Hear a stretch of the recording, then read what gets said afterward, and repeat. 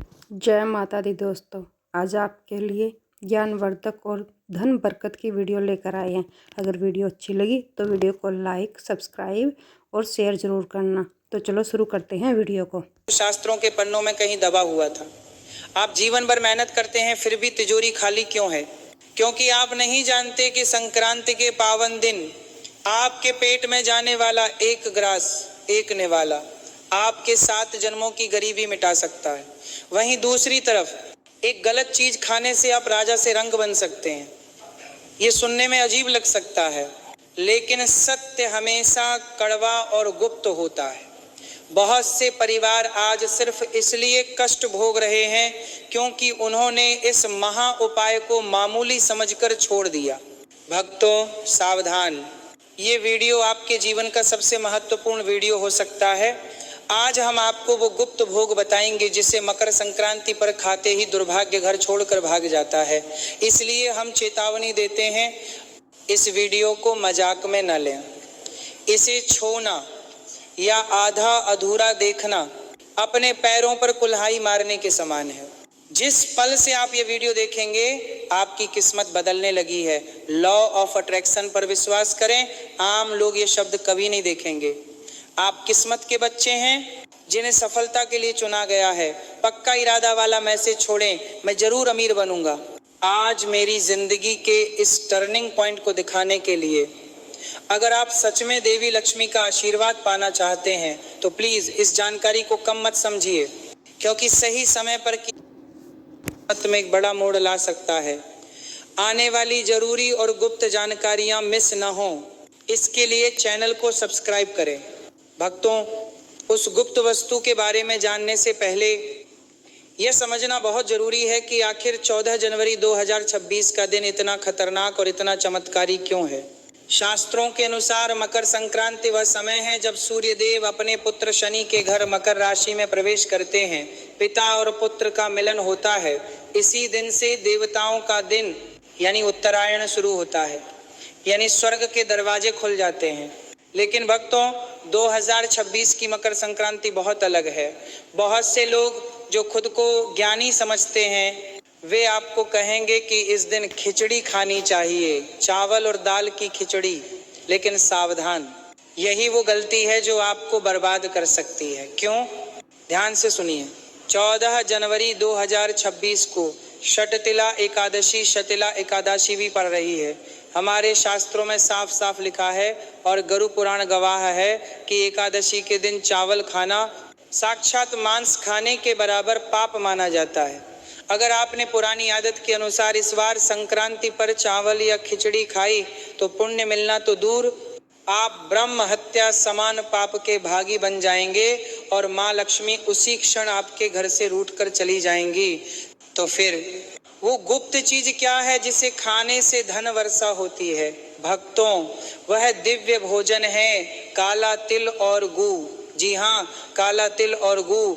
सुनने में ये बहुत साधारण लगता है, लेकिन इसका प्रभाव चमत्कारिक है। शास्त्रों में काले तिल को शनिदेव और पितरों का प्रतीक माना गया है और गू को सूर्य देव का प्रतीक माना गया है।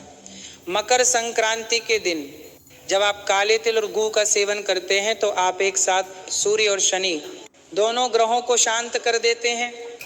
एक तरफ सूर्य देव आपको मान सम्मान और स्वास्थ्य देते हैं, तो दूसरी तरफ शनिदेव आपके जीवन से सारी रुकावटें और दुर्भाग्य हटा देते हैं। नियम यह है, मकर संक्रांति की सुबह स्नान करने के बाद सबसे पहले अपने पितरों और सूर्य देव को हाथ जोड़कर याद करें, फिर इस तिल और गुज को प्रसाद समझकर खाएं।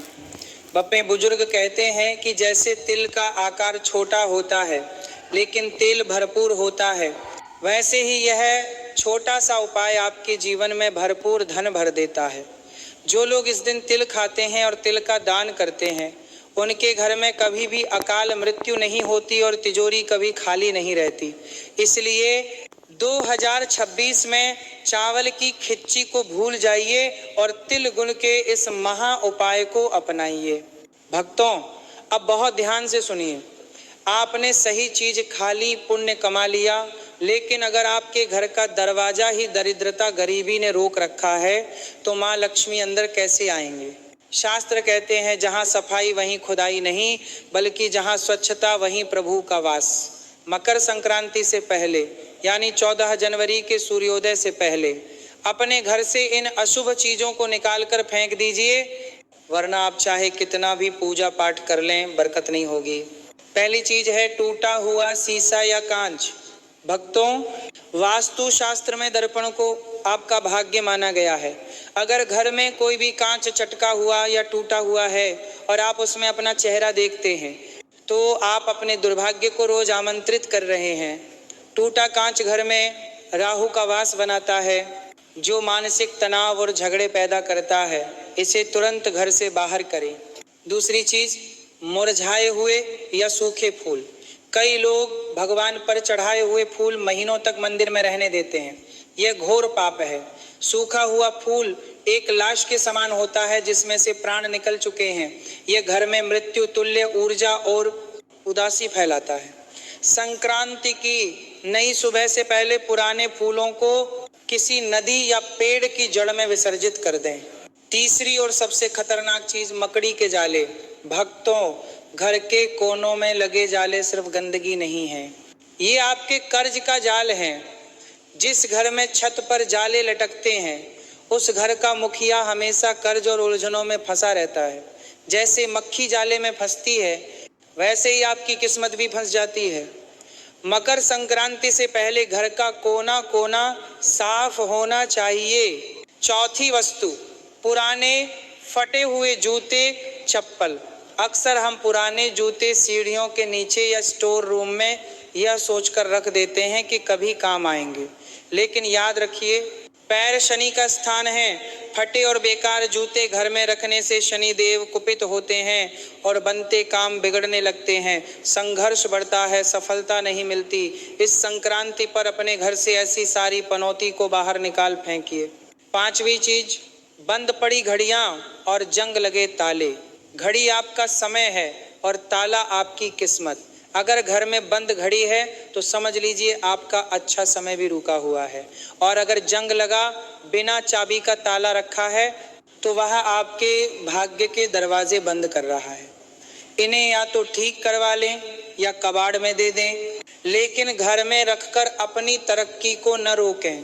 भक्तों, यह सफाई कोई साधारण झाड़ू पोछा नहीं है, ये अपने जीवन से नकारात्मकता को उखाड़ फेंकने का एक अनुष्ठान है। जब घर से यह कचरा निकलेगा तभी वहाँ सकारात्मक ऊर्जा के लिए माँ लक्ष्मी के लिए जगह बनेगी। आपको वीडियो अच्छी लगी तो वीडियो को लाइक और शेयर ज़रूर करें।